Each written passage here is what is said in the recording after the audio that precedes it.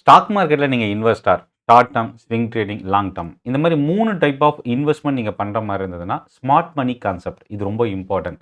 இது தெரியாமல் நீங்கள் இன்வெஸ்ட் பண்ணுறது ரிஸ்க் அதிகம். அதாவது இன்ஸ்டிடியூஷன்ஸ் வந்து எப்போ பை பண்ணுறாங்களோ, அப்போ நம்ம பை பண்ணணும். எப்போ அவங்க செல் பண்ணுறாங்களோ, அப்போ நம்ம செல் பண்ணணும். ஸோ அப்படி பண்ணும்போது மார்க்கெட் சக்ஸஸ் ரேஷியோ நமக்கு ஆஸ் எ ரீட்டைல் இன்வெஸ்டராக அதிகமாக இருக்கிறதுக்கு வாய்ப்பு இருக்குது.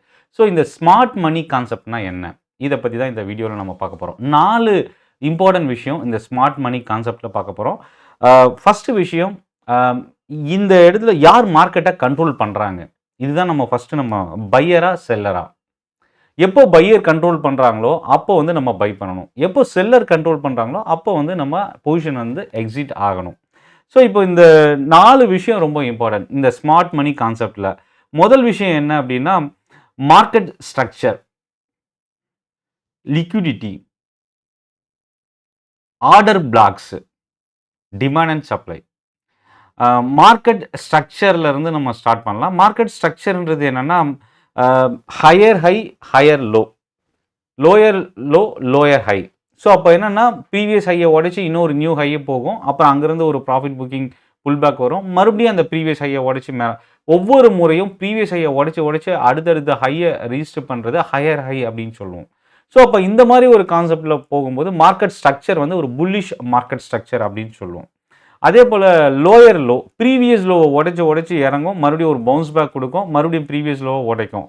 ஸோ அப்போ வந்து என்னென்னா, நீங்கள் மார்க்கெட் ஸ்ட்ரக்சரை ரொம்ப கிளியராக அண்டர்ஸ்டாண்ட் பண்ணணும். இது ரெண்டும் இல்லாமல் இன்னொரு விஷயம் இருக்குது. என்னென்னா, கன்சாலிடேஷன் ஒன்று சொல்லுவோம். ஸோ ஈக்குவலண்ட்டாக டிமாண்ட் அண்ட் சப்ளை இல்லை ஈக்குவலண்ட்டாக பையர் அண்ட் செல்லர் இருக்கிற ஒரு பிளேஸ் தான் இந்த இடத்துல வந்து ஒரு கன்சாலிடேஷன் அப்படின்னு சொல்லுவோம். ஸோ இப்போ ஃபஸ்ட்டு மார்க்கெட் ஸ்ட்ரக்சரில் நீங்கள் ஸ்டாக் இல்லை இண்டெக்ஸ் எதை இன்வெஸ்ட்மெண்ட்டுக்காக நீங்கள் சூஸ் பண்ணாலும் முதல் விஷயம், இது ஹையர் ஹையில் இருக்கா, லோயர் லோவில் இருக்கா, லோயர் ஹையில் இருக்கா அப்படின்றத நீங்கள் ஃபஸ்ட் அண்டர்ஸ்டாண்ட் பண்ணணும். அதை சிம்பிளாக சொல்லணும்னா, புல்லிஷ் ட்ரெண்ட் கண்டினியூ ஆகுதா, பேரிஷ் ட்ரெண்ட் கண்டினியூ ஆகுதா அப்படின்றத நம்ம அண்டர்ஸ்டாண்ட் பண்ணிக்கிறது. அடுத்தது break of structure. Break of ஸ்ட்ரக்சர்னு ஒன்று இருக்குது, சேஞ்ச் ஆஃப் கேரக்டர்னு ஒன்று இருக்குது. பிரேக் ஆஃப் ஸ்ட்ரக்சர்ன்றது ஒவ்வொரு முறையும் இந்த கண்டினியூஷன் ஹையர் ஹையை பிரேக் பண்ணி கண்டினியூ ஆகுறது. ஆனால் சேஞ்ச் ஆஃப் கேரக்டர் அப்படின்றதுனா ஹையர் ஹை ஃபார்ம் ஆகி ஒரு கட்டத்தில் போயிட்டு அங்கேருந்து இறங்க ஆரம்பிக்கும். ஸோ அப்போ அந்த ட்ரெண்டு மாறுற பிளேஸு, ட்ரெண்டு சேஞ்ச் ஆகிற பிளேஸ் தான் சேஞ்ச் ஆஃப் கேரக்டர் அப்படின்னு சொல்லுவோம். ஸோ அப்போ இந்த இடத்துல நம்ம ஸ்ட்ரக்சர் வந்து ரொம்ப இம்பார்ட்டன்ட். மார்க்கெட் ஸ்ட்ரக்சரை தெரிஞ்சால் தான் நம்ம வந்து என்ன பொசிஷன் என்ன ட்ரெண்டில் இருக்குது அப்படின்றத அண்டர்ஸ்டாண்ட் பண்ணிக்க முடியும். லிக்விடிட்டி இல்லாமல் இன்றைக்கி வந்து பார்த்திங்கன்னா ப்ரைஸ் மூவ்மெண்ட் வந்து பெரிய அளவுக்கு இம்பேக்ட் இருக்காது. லிக்விடிட்டின்றது வந்துன்னா large pier and seller meet பண்ணுற ஒரு பிளேஸ் தான் லிக்விடிட்டி அப்படின்னு சொல்லுவோம். லார்ஜ் பிளாக் டீல் ட்ரேட் ஆகிற ஒரு பிளேஸு. ஸோ இப்போ இந்த இடத்துல வந்து பார்த்திங்கன்னா buy side liquidity, sell side liquidity ரொம்ப சிம்பிளாக நம்ம அண்டர்ஸ்டாண்ட் பண்ணிக்கலாம். பை சைடு லிக்விடிட்டினா ப்ரைஸ் மூமெண்டம் ஹையர் இன்க்ரீஸ் ஆகிட்டே போகும், வால்யூமும் ரைஸ் ஆகிட்டே போகிறது.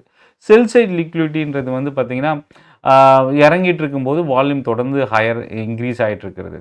இல்லை இன்னொரு விஷயம் என்னென்னா, இந்த ட்ரெண்டு மாறுற பிளேஸில் லிக்விடிட்டி அதிகமாகும். ட்ரெண்ட் ரிவர்சல் பிளேஸில் தொடர்ந்து இறங்கிட்டே இருக்கும்போது ஒரு கட்டத்தில் வால்யூம் அதிகமாகும், ஆனால் ப்ரைஸ் மூவ்மெண்ட் இருக்காது.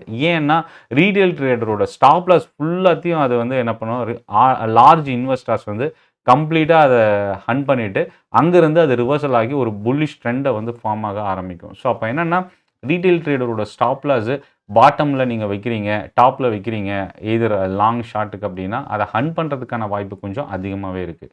ஸோ அப்போ என்னென்னா, இந்த லிக்விடிட்டின்றது எப்போ அதிகமாகுது எப்போ குறையுது அப்படின்றத நம்ம அந்த டிரான்சாக்ஷன்ஸ் நடக்கும்போதோ இல்லை லைவ் மார்க்கெட்டில் அண்டர்ஸ்டாண்ட் பண்ணிக்கலாம். அடுத்தது ஆர்டர் பிளாக்ஸ். ஆர்டர் பிளாக்ஸுக்கும் லிக்விடிட்டிக்கும் வந்து பார்த்திங்கன்னா ஒரு சில வித்தியாசம் இருக்குது. ஆர்டர் பிளாக்ஸ் அப்படின்றது வந்து பார்த்திங்கன்னா, இப்போது நம்ம தொடர்ந்து இறங்கிட்டு இருக்கும்போது ஒரு இடத்துலேருந்து ரிவர்சல் ஆகும்.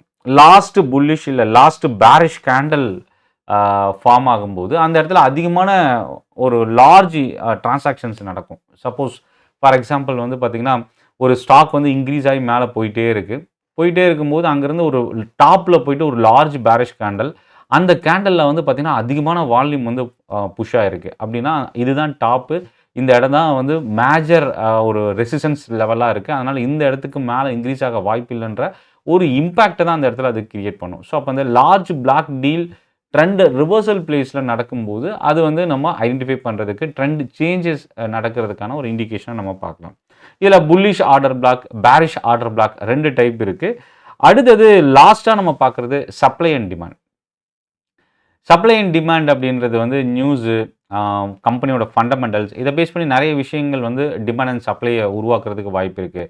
பட் ஆனால் இதை டெக்னிக்கலாக நம்ம எப்படி ஒரு ஸ்டாக்கில் இண்டெக்ஸில் நம்ம வால்யூம் பேஸ் பண்ணி தான் இந்த சப்ளை அண்ட் டிமாண்டை வந்து நம்ம அண்டர்ஸ்டாண்ட் பண்ணிக்க முடியும். ஸோ இந்த லிக்விடிட்டியாக இருக்கட்டும், ஆர்டர் பிளாக்ஸாக இருக்கட்டும், டிமாண்ட் அண்ட் சப்ளையாக இருக்கட்டும், கம்ப்ளீட்டாக வால்யூம் ட்ரிவனாக தான் மூவ் ஆகும். ஸோ அப்போ வந்து என்னென்னா ஒரு மார்க்கெட் ஸ்ட்ரக்சர் வந்து கம்ப்ளீட்டாக வால்யூம் ட்ரிவனில் மூவ் ஆகிறத நம்ம அண்டர்ஸ்டாண்ட் பண்ணிக்க முடியும். ஸோ இப்போ இந்த டிமாண்ட் அண்ட் சப்ளை அப்படின்றது என்னென்னா ஒரு ஸ்ட்ராங் பையிங் எந்த இடத்துல இருக்கோ அதை டிமாண்ட் அப்படின்னு சொல்லுவோம். அதிகமான செல்லர்ஸ் உள்ளே வந்து செல் பண்ணி ஸ்டாக் ப்ரைஸ் இறங்குது அப்படின்னா அதை வந்து சப்ளை ஜோன் அப்படின்னு சொல்லுவோம். ஸோ இது வந்து டைம் டு டைம் வந்து மாறிக்கிட்டே இருக்கும் பை அண்ட் செல் சைடை பொறுத்து. ஸோ இது இந்த இடத்துல வந்து ஈக்குவல் பையர் அண்ட் செல்லர் இருக்கும்போது ஒரு கன்சாலிடேஷன் இல்லை சைட்வேஸ் மூமெண்டமாக நம்ம அண்டர்ஸ்டாண்ட் பண்ணிக்கலாம். ஸோ இந்த 4 விஷயம்தான் நீங்கள் எந்த இடத்துல இன்வெஸ்ட் பண்ணணும், எந்த இடத்துல எக்ஸிட் ஆகணும், என்ட்ரி ஜோன் என்ன, ஸ்டாப் லாஸ் என்ன, இதை அண்டர்ஸ்டாண்ட் பண்ணுறதுக்கு இதை 4த்தையும் பேஸ் பண்ணி யூஸ் பண்ணி பாருங்கள். ரொம்ப சப்போர்ட்டிவாக இருக்கும் short term or long term இன்வெஸ்ட்மெண்ட்க்கு. இந்த வீடியோ பற்றின உங்களோட ஃபீட்பேக்கை கமெண்ட்டில் போஸ்ட் பண்ணுங்கள். நன்றி, வணக்கம்.